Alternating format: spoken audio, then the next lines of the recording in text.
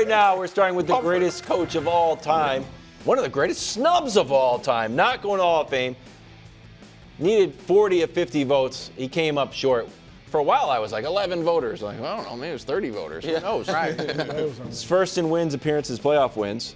Count his rings. He's got 8 total. 6 as a head coach, 2 with the Giants. All-time coaching ranks, Danny. It speaks for itself. It's pretty good. First in playoff wins. Total wins, 333. Second. Okay, so your reaction to this news? My reaction was it was absurd. I mean, we were on when it broke yesterday. My thought was pretty simple. The Pro Football Hall of Fame is supposed to be based on merit. It's the toughest Hall of Fame to get into. There's only 50 voters, very exclusive class, and there are no guiding principles. Like the Baseball Hall of Fame has a morality clause written into it.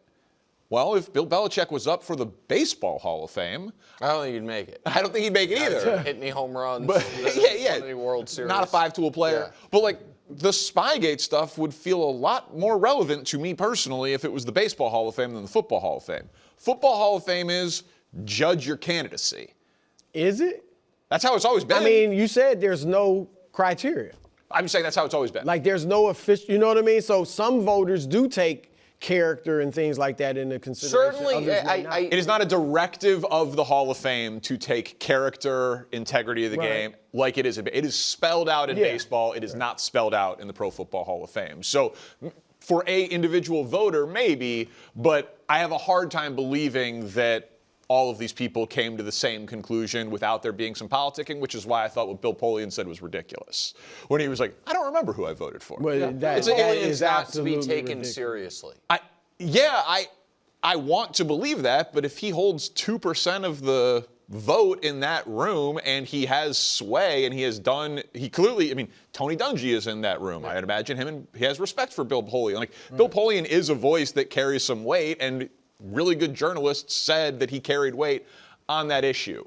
So I personally thought it was ridiculous, and I'm going to get to what I just read here in a little bit, but first, just because I heard you guys talking about Spygate earlier, if you just take that and say everything Bill Belichick did before it was nullified because he got penalized for the video. I love this. This is like the Barry Bonds theory. Yeah, if you said everything up through 2007, let's remove it, and then let's start Bill Belichick's career in 2008 and go forward. This is what Bill Belichick's resume would be post-Spygate. 3 Super Bowls, 5 AFC titles, 16 playoff wins, and about 100 games over 500. To be fair, we were messing with the comms though in Foxborough. Okay. But then if you then take just that post-Spygate resume and compare it to the coaches that are in the Hall of Fame, instead of being first in Super Bowls, he is now second. Instead of being first in conference titles, he is now second. And instead of being first in playoff wins, he is now fourth. Post-Spygate, he is a Hall of Famer. Yeah, but there's also, and Nick and I both said, the cheating isn't that big of a deal to us. But if voters took that into consideration and that's why they didn't put him in, I am not against that because he did break the rules. And it's not just Spygate. It's also Deflategate. And so you have to weigh that in as well. He does, I mean, I don't want to get into that, but he was not involved in that. Right, so I'm going to stay focused. He was not named in the official findings of Deflategate. I'm going to stay focused on Spygate because where I disagree with something KW said earlier is like we're all fuzzy on what that was. For the purposes of this discussion, especially because I'm on the record, I'd have voted for him, I actually don't care. I do know and I do care about what Spygate was, but we can just say, I don't know what it was and I don't care. What we know definitively is the only governing body that had an opportunity to levy a penalty for Spygate levied the harshest penalty they have ever levied for that type of malfeasance. As far as the most they are allowed by contract to fine a coach, he got fined. They took a first-round pick, which up to that point was unprecedented for this type of thing. So the judgment came in on that. And the reason why I'm leaving Deflategate out of it is Belichick, they didn't do anything to him on that. So, and where I will just be adamant on, I do not view it as that he's being double penalized. I view it as, again, mixed metaphors a bit. If voters said, the Pro Football Hall of Fame is not giving you or I'm not giving you my vote for being a first ballot Hall of Famer because of that, I find that no different than if after the show, if one of the days you make fun of the committee, I just can't take it anymore, and I punch you dead in the face. If I get arrested for it, and then also you sue me. It's like, okay, there is a criminal proceeding, and they are going to do it, but then there is also a civil proceeding. Right. I view it as the NFL levied a punishment, and the Pro Football Hall of Fame had no say on that up until this moment. And if the voters are saying, and I'm not sure this is what all the voters are saying, that he is not going to get the best distinction one can get because I am bothered by that more than Nick or Brew or you or Danny are, I don't find that illegitimate. I understand it. So most voters have not put their name on it yet for not voting for it. But one has right before I came on the air. I just read his column. Buddy of mine, I'm sure you know him also, Vahe Gregorian, writes for the Kansas City Star. Longtime sports writer, used to work in St. Louis, Kansas City. Got the Hall of Fame vote when the late, great Therese Paylor passed away a few years ago. He is the opposite of a hot take artist. He is a probably 30-plus year sports writer, has that vote. He wrote a column saying, Bill Belichick deserves to be in the Hall of Fame. Here's why I did not vote for him. And it had, he said that it had nothing to do with the cheating. Nothing to do with it. He said the Hall of Fame needs to change its voting process because the coaching eligibility candidate, Bill Belichick, the contributor candidate, Robert Kraft, and the senior committee candidates, there's 5 guys, and they're all competing against each other. Mm-hmm. You can only vote for, at most, 3 people of those 5, the contributor, the coach, and the senior committee. Right. And he thought that Ken Anderson, Roger Craig, and R.C. Greenwood, the 3... L.C. Greenwood, excuse me, I can't even read my own handwriting. All 3 senior candidates deserved his vote, and that they had been waiting the longest to get in, and so he placed a vote there for like their last shot at eligibility. Oh, were they going to, for lack of a better, there will be age out of there will be other senior like committee. Exactly, there will be other senior committee people. This was their last chance. Though? I don't know if definitively this was their last chance because I think for senior committee candidates, it could be a new batch every year, or they could be back on it, and so that you don't know that it's Correct. not like there'll be new guys who didn't get in the normal voting process who then become eligible. And then maybe those guys don't get in. But also, so that's so funny because this bothers you more, and this one you're okay with. Well, if you waited, it feels they're on the senior committee for a reason, and I'm not the guy that's always you're either a Hall of Famer or you're not. If when I first hear your name, I don't think Hall of Famer, you're not in. I'm not that guy. But if you've waited this long and you haven't made it, and now you're on to the senior committee, it's like there's a reason. Like you might not be a Hall of Famer. Good chance you're not. Bill Belichick, the only justification to me, I agree with you, is the cheating. Any other reason, I'm sorry. Like, I don't even think there should be a vote on a guy like Belichick because he's done so much. He should just be in. If you take away, Bro, I agree. But I do think the cheating is a legitimate reason to be like, in this case, no.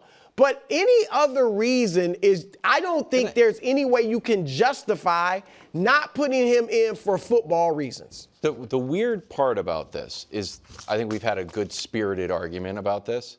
But if all of a sudden it's like, guys, we have to do a redo. There was we've lost track, and I know you guys understood the reason why we didn't get Belichick in. Or I watched First Things First.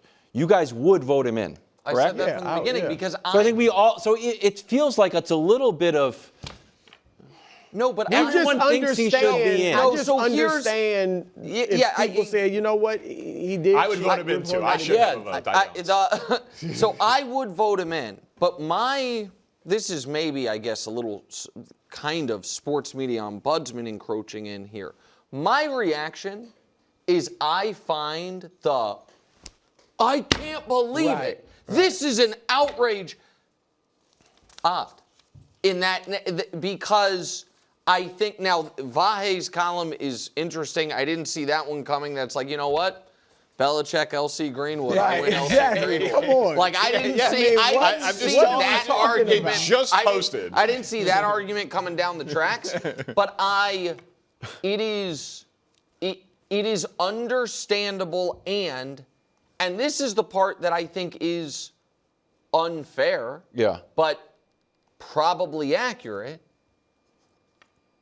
that certain guys, because of their personalities and relationships, people decide to look past the hole on the resume or the one, blemish, and other folks want to focus on it. That's fair. And so that part I don't think should be a factor. Right. But I do think that because Belichick never cared about currying favor or friends, that win, whether it was Bill Polian or not, and I understand Bill Polian cannot remember his vote from 2 weeks ago. That's a tough one. If you don't remember Remember your Right. vote from Should 2 you weeks ago, really you have probably a shouldn't vote? have stripped one. your vote. You went 3, right? Right. What? Yeah, You say? you It's vote just for 3. three. Yeah. You should be stripped of your vote. And Absolutely. So, Right. and so, Absolutely, yeah. but I could see a scenario where that he is making that case,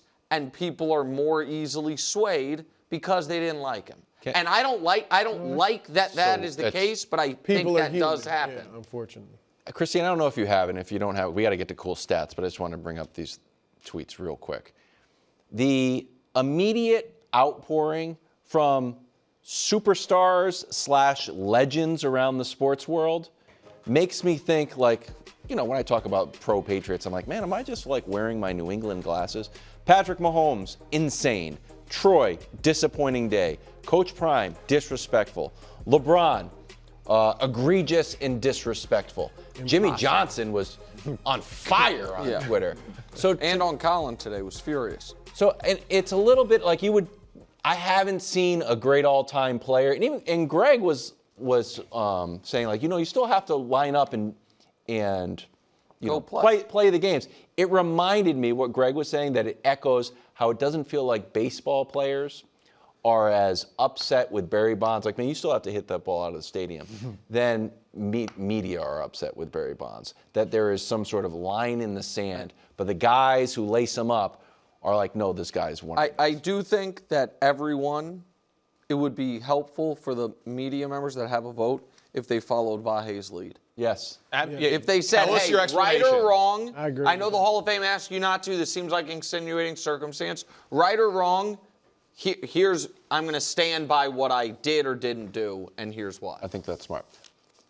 Buckle up. You're in for a real treat now. Big It's one. one of the highlights of the week. A lot of times people are like, stats, are they cool? Well, let me tell you. Coming up, we got cool stats on the Steelers, a cool stat on that guy, Matthew Stafford, and a little cross-sport action, a cool stat about Giannis. It's another edition of the coolest statistical segment in all of sports, packed stats, and yet again, the gloves, just a little bit of a... I like the audience to see me put on the gloves. Exactly. He I had do it them in plenty intentionally. of time. Plenty of time. It's the last piece. Here we go. To let everyone know. You guys know what else is cool? What? Thanks for asking. Memes. Memes. Wow. They are. This is the biggest meme on the internet. The Spider-Man meme. Well, is there any difference? There's no difference between Mike McCarthy and Mike Tomlin. Huh? The Steelers just replaced one guy's problem with another. Mike McCarthy, since winning his Super Bowl, his record is 6-9. That's the second worst of any coach with at least 10+ playoff games. You see it in parentheses there, but spoiler alert. Second to Mike Tomlin. Same first name, too. Same first name, another similarity. It's fascinating. But it's why I can't stand this hire. Yeah, good job. You will coach in playoff games, ultimately losing them. High floor, low ceiling. We'll ask Ben Roethlisberger about it in a little bit. But is there any difference? Mike McCarthy is offensive Mike Tomlin. Yeah. The Spider-Man meme of coaching hires. So is there no Do you not have any pause in your just evisceration of this hire when part of the analysis, and again, I don't like it either. Okay. But part of the analysis is, I wish they would have hired a coach that would give them a better chance of going 3-14. No, because if they went 3-14, get your next quarterback. Last time the Steelers had a losing record, they drafted Ben Roethlisberger the year after that. 1969, they went 1-13, drafted Terry Bradshaw the year after that. It seems to work out pretty well. How would you have felt about a Brian Flores hire? 20 years younger. Because I think that would have been a good hire, but they wouldn't have won 3 or 4 games. They probably win as many. Listen, as I don't they think you win under hire a McCarthy. coach with the hope that he's awful so that you lose games to get a quarterback. But this is just such a known commodity that I am more willing to strike out for the chance at hitting a home run. And I just think Mike McCarthy's a solid single up. I mean, I do agree with you on that. He's a good coach. I think they could win 10 games, but no chance of getting to the Super Bowl. None. Okay. Running in place. Flores, one of the issues with him in Miami was like, I'm not losing.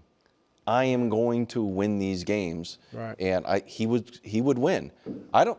This is we should have on Andrew Filipponi, the pony. Yeah. What do you heard? We were having Ben in New York Roethlisberger City on. this Was we weekend. should have? Yeah. I do not think the Steelers are gunning for Super Bowls. I don't.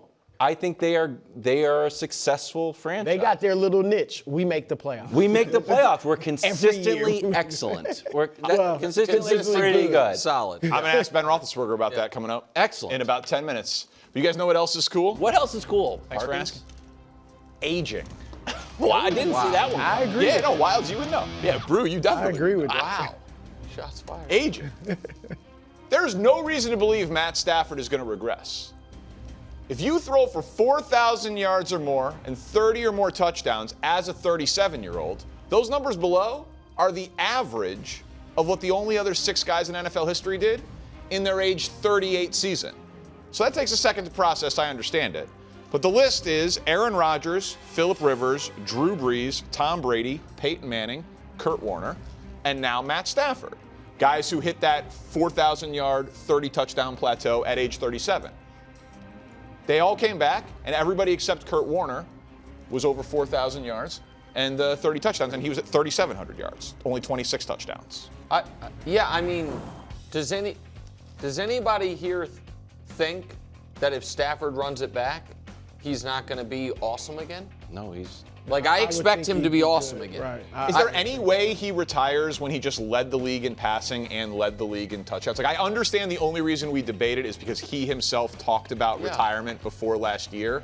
But when you come back and have that season, you have that coach, you have those receivers, and you got that close to the Super Bowl, I see it as inevitable. Like, this is as close to walking out on top as you can, like, short of winning a Super Bowl. It's going to be the MVP of the league. I mean, the only way would be is if he and his wife decide they want to. Like, I think he obviously can still play, but I don't think it's as guaranteed as you just because he has been thinking about it. He has been talking. If I were in his shoes, and again, if he wants to just walk away, he's done, fine. He's played, 17 years. But I would try to maximize this window. It's unfortunate I had to play 12 years in a dysfunctional franchise or whatever. But now I'm here. Yeah. I got great people around me, players, coaches. I want to get another ring. I want to maximize this little 6-7 year window. So. Has anyone ever retired after an MVP? It's got to be no, right? No way to tell. Probably Okay, not. yeah, That's no a way good to tell. question. Maybe Jim Brown. Maybe that's because he wanted to go make the Dirty Dozen. For real. I'm not sure. Go We'll ahead. fact check it. You guys know what else is cool? What else is cool? Moving. Moving around or? No, like moving. No, that's like the least cool. Moving around. Hard disagree. Relocation. I moved around a lot. Relocation I'm budget. Oh, a Bruce lot of with it. different Yes, hometowns. Pros and cons. Now listen, I want Giannis to stay. Do you? Really? Bucks guy. You're my a favorite- Bucks guy? You really want him to stay there? And I think. probably Listen, I think not there is compete I think there's something cool to Kobe, Dirk, Duncan, one franchise, the whole thing. But I understand the rationale, and here it is. He is on a very exclusive list. Guys with multiple MVPs and 7 or more first-team All-NBAs. It's a club of 10 people in NBA history who have accomplished it. A who's who of NBA greats. And if we put it in order of playoff games played, he's down there way at the bottom. Him and Bob Pettit. And they didn't play as many. Right. I They know, just I had the understand. finals. Right. But everybody else is 160 playoff games minimum. And Dame got hurt, Middleton got hurt, Drew got hurt, like in playoff. Giannis got hurt in a first-round playoff series against the Heat. So they have had really bad injury luck in terms of timing in Milwaukee. Like, he definitely feels like he should have had more runs in Milwaukee. But if he wants to move on, that right there is the reason. Yeah, I mean, I think that's perfectly put. It's not his fault, Right. but he hasn't played in enough big games. We have seen Giannis in one NBA Finals. We have seen Giannis in one other conference Finals. Everybody else on that list lived in the final round of the playoffs or the second to last round of the playoffs, and so that I totally get it, because it just doesn't seem fair to his talent or to fans of basketball that want to see him play in the biggest game. He's given the Bucks everything he could. I think he's played there almost twice as long as Kareem Abdul-Jabbar did, Lou Alcindor at that time. And so he gave him a championship. Like, yeah, it's time. And I actually think it's best for the Bucks too. At this point, they've had Giannis for several years now since the championship, and are not, when they've tried, bring in Dame, try this, try that, bring in Doc Rivers. Nothing has worked. Go ahead and start your rebuild and get as much as you can for it. 84 playoff games in 12 years. So that's 7 playoff games. One round a year, baby. That's not enough. It's not enough. Jim Brown and Norm Van Brocklin. Oh. Norm Van Brocklin is MTV. another guy that comes up on the show, but Jim Brown was one of them. Yeah. I win trivia today. You don't. I win trivia today because of nailing that. Objectively, you don't. Cool Thank segment. Thank you, Danny. Come. Joining us now on the OT, we're thrilled to be joined by a 2-time Super Bowl champion, the all-time leading passer in Steelers history, the host of Footballin' with Ben Roethlisberger, but maybe most notably, a longtime teammate of Willie Colon, Ben Roethlisberger, with us on the OT. What's up, Ben? Hey guys, how y'all doing? That's my brother right there. Ben, let's get right to it. Obviously, the Steelers hired Mike McCarthy. How do you feel about the future of the Steelers under his leadership? I like it. I'm excited for it. I think you get this group of people, the fans that are kind of mixed emotions on, right? I think there are a lot of people that wanted to wipe the slate clean. Let's start over. Let's get a new young gun, maybe first time head coach type, coordinator type that would move up. And, I don't think there's anything wrong with that. But I also, I like the fact, a couple things quickly, and I mentioned this last night on my show, is I love the offensive minded coordinator, right? Or a head coach. It's been defense, and Pittsburgh will always revolve around defense and running the ball. So to have an offensive minded guy come in, I think that's great, because let's be honest, Pittsburgh fans can't be happy with 6 points in a playoff game, right? Like let's get a guy in there that wants to do something. I think there's something to be said about him being a Pittsburgh guy. Is that going to bring more wins?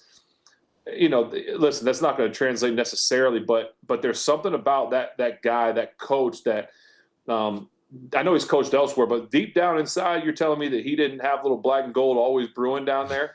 And to be here, like, this is a kind of a dream job. If anyone wants to bring a Super Bowl here, it's this guy. And so I'm excited. Plus, you look at the ability of him to have a coaching tree.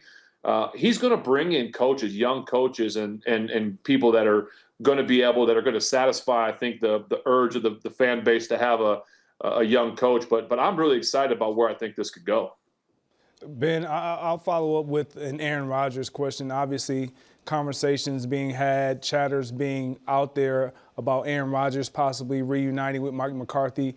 I'm curious to know your sentiments about that and how you feel about that based on what you were able to see out of the offense and out of specifically Aaron Rodgers at this stage in his career. Yeah, I mean, I think, obviously only Aaron knows what Aaron's going to do, right? And he'll keep us guessing until the 11th hour, most likely. But I think if there was ever an option or realistic chance for him to come back to Pittsburgh, it just happened, right? I mean, I don't know that Aaron would want to go learn a brand new offense at this point in his career. We know how cerebral he is. We know that he could do it. But does he really want to at this point? Maybe, maybe not. I don't know. But to be able to come back here where I think he really enjoyed the city, it's no secret that Mike Tomlin was one of the reasons he came here. Well, if there was another coach for him to play for, I would assume it's Mike that he would want to play for. I assume it's Mike McCarthy. There's been some what's been made of their relationship. Only they know. Sometimes people put on a great front. Oh no, we're great. We have all these great things.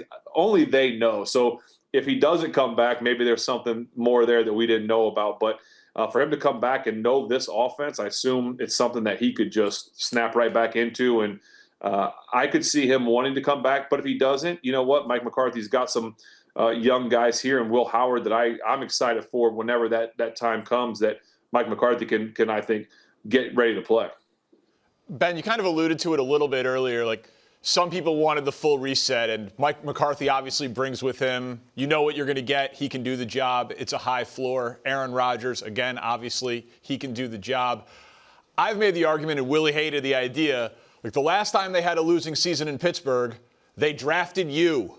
You go 6-10, you get Ben Roethlisberger, 15 wins and a Super Bowl. You go 1-13 in Pittsburgh, you get Terry Bradshaw, you win 4 Super Bowls. Do you think the Steelers organization has the appetite for the full rebuild, for taking a step back to eventually take a big step forward? I think rebuild is like this big word in Pittsburgh. You don't use that word, rebuild. Well, then let's use a different word. Let's just call it, let's start building. I mean, listen, I think the other thing to think about too is people say that the Steelers roster is an old roster. And I think that's said because the kind of the leaders or the stars are older, right? Cam Hayward, TJ Watt, Aaron Rodgers, kind of Alex Bosworth, things like that. But the rest of the guys around it, you start looking at guys like Jack Sawyer, Nick Herbig, some of the line. They got a good young line that I kind of like right now. That I would really add a few pieces to that. Like, I still think you can never have enough depth at line. I would add pieces to that, but I think that you've got some, Ramsey, right? You've got guys in there that are veterans, but if you look at this roster, there's like a really good group of that year 2 to 5 that I think is really important. And I know so many teams, and I've said this a bunch of times now, that teams, I think nowadays, they want to get a quarterback and then they want to build around that quarterback. I think it should be the other way around. I think you should build a team to plug a quarterback into, because then you can see how it works. That's what happened to me. Listen, when I got to Pittsburgh, there was veteran guys. There was a great offensive line, great defense. The team was ready. And the only reason I played was because Tommy Maddox got hurt. And there's nothing against Tommy. They had a good quarterback too, and the Tommy gun and all that kind of thing. But I was able to get thrown into an offense and a full team that was ready to go. So why not do that right now? Let's build this team up with again, I know Will Howard 6th round. People are like, oh, what do you get in the 6th round? Well, you can get Tom Brady, you can get Brock Purdy, you can get some players. Why not give them a shot? And what's the worst case scenario? You're building a team without paying a quarterback all that money, so you can build this big team around him, plug him in. If it doesn't work, you're going to get a higher draft pick, 2, 3, 4 years from now. 7, Mike T decided to step away. Do you see him ever coaching again? He's still young, man. I could see him getting to the booth a little, not the booth, but maybe the pregame shows. I can't see him calling games, but maybe the pregame shows. And I think his love, as you know, his love for football it burns bright, and I could see him getting back into it. I know I made some waves earlier this year when I talked about him taking the Penn State job, but he's such a, as you know, Willie, he's such a he's a recruiter, right? He can go into the office. Could you see him going into a house and recruiting the mom, the grandma, the dad? I mean, he's gonna be so good at that, and he's done it. He's won a Super Bowl here. He's never had a losing season in the NFL, unless it's a really good I could see him coming back if the team was like ready to go. Just need that one more step to get to a Super Bowl or something like that. Because honestly, when you've had 18 or 19 winning seasons in a row, where's there really to go? And I don't think he'll come back to a rebuild or a new team. So I could see him either coming back to a team that's just needs that little push over the edge, or going to a big time college program and showing what he can do down there and trying to win a national championship. Maybe Hofstra. Oh, wait. Oh, okay. You're trying to be nice here. You just had to throw that one out there. You guys can use him. It'd be a good hire. Ben, and by the way, our jobs are easy. You know it now with the podcast. Mike Tomlin would be pretty good on TV. He'd be pretty good. He'd be great. He would be. Wanted to ask you about the news of the day. Your candidacy is up, obviously, next year, but it's been reported that Bill Belichick, not a first ballot Hall of Famer. You're shaking your head. What'd you make when you saw the story? I mean, what are we talking about? I mean, I don't even know how to respond to it. Like is there a did they have to give a reason? Like what? Because he's still coach. Like it makes no sense to me. If Bill Belichick is not a first ballot Hall of Fame coach, what is? Like, are you gonna tell me Tom Brady's not gonna? Like that'd be like saying, okay, Tom's not a first ballot guy too. Like I just don't. There's got to be something. They miscounted, or it's like a election fraud or something. I don't get it. That's stupid. It's ridiculous. What do you need? What's the requirements? You don't think the most Super Bowls and most playoff wins ever was enough? You don't think that was enough? I mean, goodness gracious. But I don't know. Well, whatever. Sticking with those Patriots, you won a Super Bowl in year 2. Drake May has the opportunity to potentially do that. What advice, if any, would you give to a guy like Drake May in this position that you've kind of already experienced? Yeah, I think he's got a chance to break my youngest quarterback record that's been running for a long, long time now, which I'm rooting for it. I'm rooting for him, but I'm not rooting for the Patriots because then they passed the Steelers on the list of most Super Bowls. So I'm kind of torn there. But, I think the advice that I would give him is just let the game come to you. If you try and do too much, you can really get yourself in a pickle. And I think he's been playing so well right now, and he utilizing his legs, and I think that's where he can kind of shine. Is like, listen, if it's not there, take off and let your legs be the catalyst to get you that first down or whatever. And as the game kind of comes to him, he just seems to keep playing better and better. So it would be exciting to see what he has to bring, and against a really good defense in Seattle, obviously. Seven, I got to ask, man, this has been the year of the resurgence of old quarterbacks. If Mike McCarthy called, could Big Ben Roethlisberger said, hey, you know what, Coach, if you need me, I'll pull up for you. You got one more in you? You mean to watch a practice or something? Some information? Listen, could you go out there and sling it? Oh, yeah, my arm could work all day. I could throw the ball all over the field, but I can't move.